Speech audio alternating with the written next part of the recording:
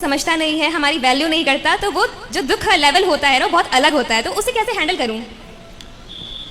आप ये क्यों फील करते हैं कि हमारी कोई वैल्यू नहीं करता? पहला। दूसरा ये है बेटा कि आप ये चाहो क्यों कि सामने वाला हमारी वैल्यू करे।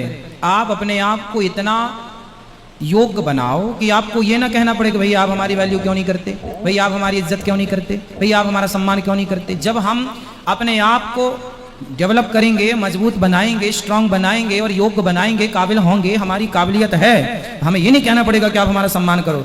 जमाना अपने आप आपका सम्मान करेगा।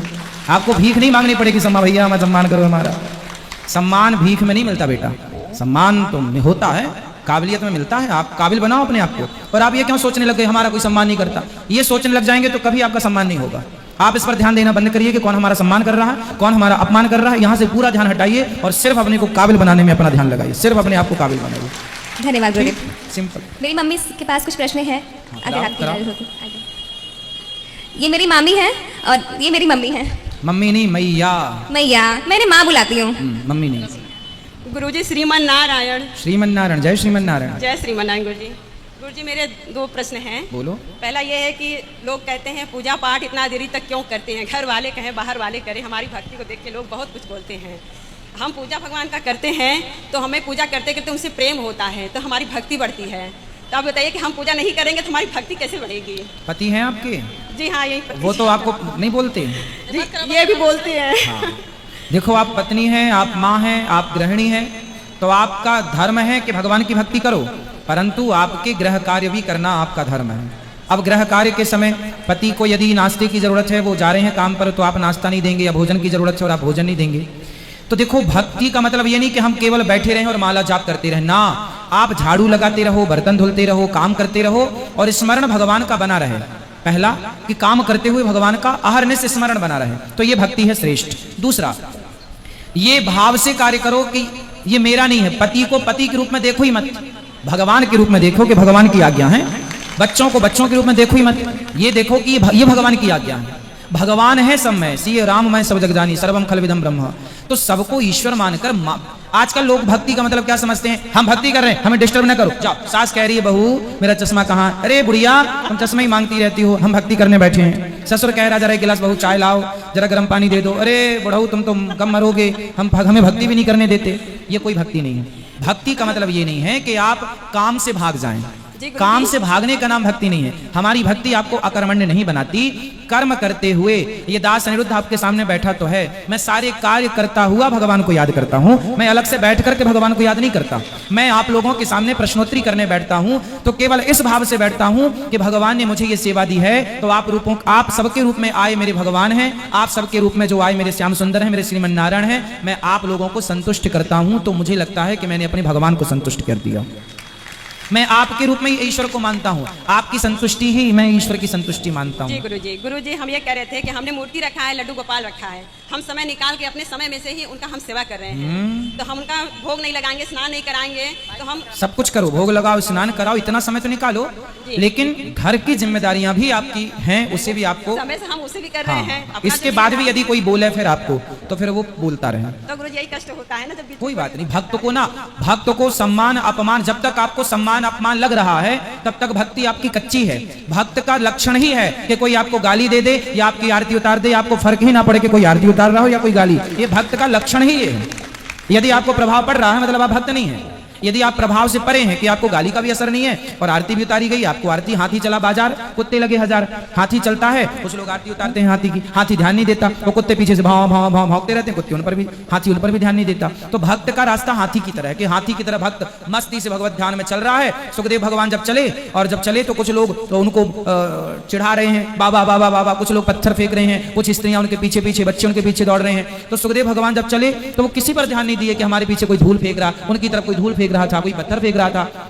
नागा बाबा आ गए, नागा बाबा ऐसे कह रहे थे सुखदेव भगवान। उन्हें कोई फर्क नहीं पड़ता कि आप हमें गाली दे रहे हो, पत्थर फेंक रहे हो, कि हमारी तरफ पुष्प फेंक रहे हो, कि पत्थर फेंक रहे हो।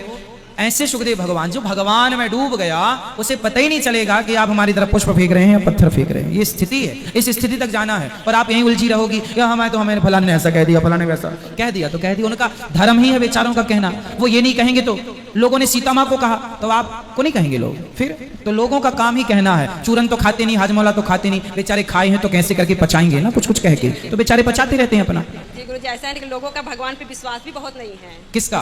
बहुत ही लोगों का, हमारे आसपास के लोगों नहीं, का। बात आप ठीक कह रहे हैं, आज बहुत लोगों का भगवान पे विश्वास नहीं है, बात सही कह रहे हैं आप। लेकिन देखो किसका है किसका नहीं है, हमारा धर्म है सही राह पर आप सबको ले चलना, सही राह बताना। अब आप चलें ना चलें, आप सही राह पर आप तो हो, अब कौन है कौन नहीं है। आप जब अच्छे राह पर चलेंगे ना तो आपको कहना कुछ नहीं पड़ेगा, आपको देखकर, आपसे प्रेरित होकर जमाना अपने आप। मीरा ने किसी को उपदेश नहीं किया, पर मीरा के आचरण से उपदेश लेकर लाखों लोग कृतार्थ हो गए।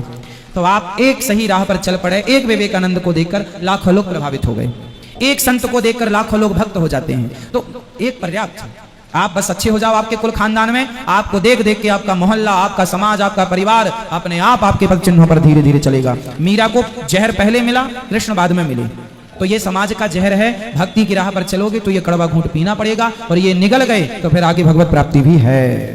जी गुरु जी।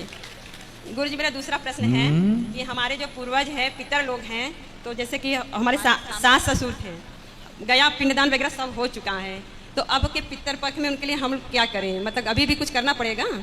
जो कर चुके हैं श्राद्ध वगैरह, तर्पण वगैरह, गया श्राद्ध, तो अब क्या करना चाहेंगे? पर हर पितृपक्ष में उनके नाम का जल तो देना ही चाहिए, है ना, उनके नाम से। अब तर्पण तो हमेशा करते रहे। आप गया जी श्राद्ध कर, गया जी पिंडदान करे आए हैं, तो पिंडदान जब करे आए तो पिंड मत दीजिए, पर तर्पण कर कीजिए।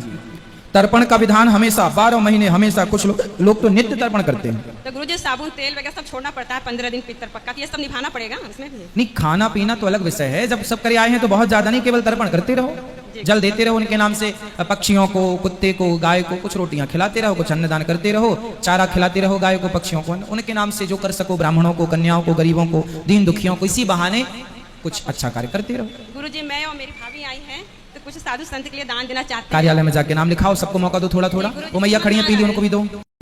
महाराज जी, मैं पंजाब लुधियाना डिस्ट्रिक्ट माछीवाड़ा से आई हूँ। मेरा नाम किरण है। महाराज जी, मैं पूछना चाहती हूँ, जो हम लोग निर्जला एकादशी का व्रत करते हैं ना, उस दिन पिछले सालों में हमारे चाचा ससुर की उस दिन डेथ हुई थी, तो क्या हम उस दिन जो हम दान दक्षिणा या फिर जो हम लोग व्रत करते हैं उसका हमें फल नहीं मिलेगा? क्यों नहीं मिलेगा? मिलेगा महाराज जी। अच्छा जी। महाराज जी, दूसरा प्रश्न मेरा ये है कि बहुत से लोग ये कहते हैं महाराज जी ने इतना धन दान में लिया, इतना कुछ बना लिया है। कौन लोग? संसार के ऐसे बोलते हैं। किसको? बोलने वाले बोलते हैं ना, उनसे फिर हम क्या कहें? क्या बोलते हैं लोग? कि महाराज जी इतना दान लेते हैं, इतना कुछ बनाते हैं।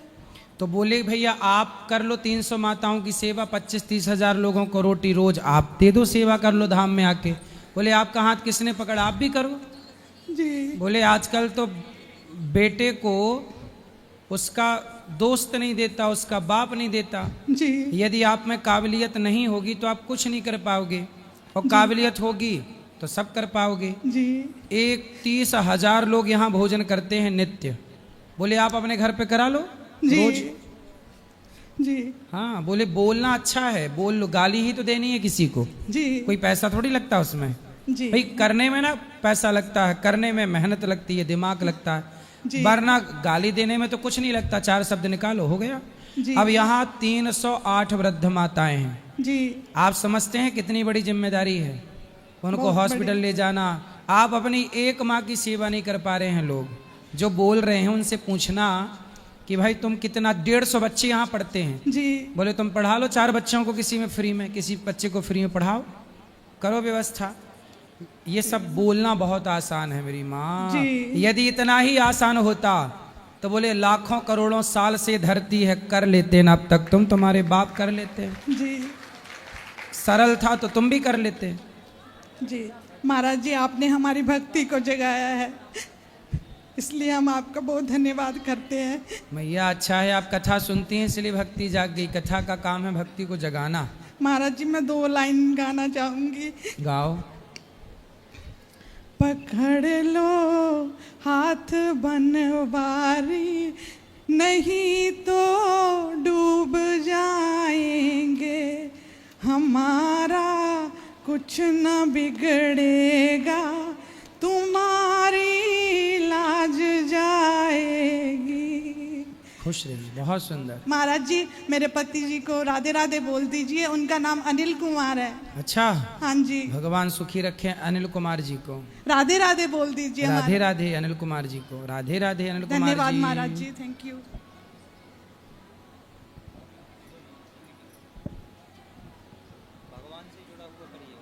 हैं? बोलो राधे राधे महाराज जी। महाराज मैं बहुत दुखी हूँ, बहुत दुखी हूँ। मेरे बच्चे भी नहीं है, मैं यहाँ रहना चाहती हूँ। अच्छा ठीक है, बात कर लेना कार्यालय में। नहीं, महाराज मेरे घर में कौन कौन है? पति है, सास है। पति कहाँ? पति पति घर में है, वो तो पति के साथ नहीं रहना आपको? खर्चा नहीं देता। क्यों? खर्चा नहीं देता। तो आपका इतना खर्चा है कि आपका पति दे ही नहीं पा रहा है? खर्चा नहीं देता। सास पे गिन बोलती है मैं रही। कितना खर्चा मांगती हो आप? 100 रुपए 100-200 जितना खर्चा होता तो है। पति नहीं देते? नहीं, अच्छा, पति को लाना, समझाएंगे कि भाई पत्नी को खर्चा दो। महाराज मैं घर में नहीं रहना चाहती, यहाँ रहना चाहती हूँ। भाई यहाँ कौन खर्चा देगा आपको? महाराज दाल चावल रोटी तो कोई भी दे देगा, पर खर्चा महाराज बड़ा कठिन है। भगवान करें आपके पति आपको खूब खर्चा दें, 1000 रुपया रोज। पति को ले आना, समझाएंगे, बात करेंगे। आपका धर्म है पति के साथ रहना, पति को ऐसे नहीं छोड़ते छोटी छोटी बातों में।